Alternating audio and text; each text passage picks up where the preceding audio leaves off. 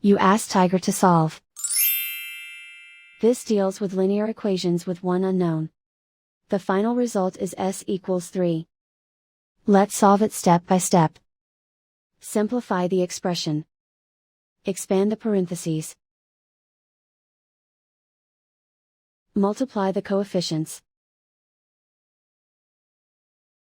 Simplify the arithmetic. Expand the parentheses. Simplify the arithmetic. Group all s terms on the left side of the equation.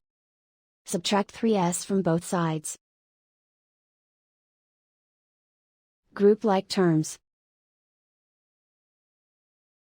Simplify the arithmetic. Group like terms. Simplify the arithmetic. Group all constants on the right side of the equation. Add 12 to both sides.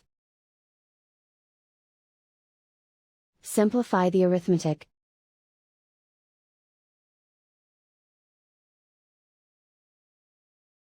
Isolate the s. Divide both sides by 5. Simplify the fraction.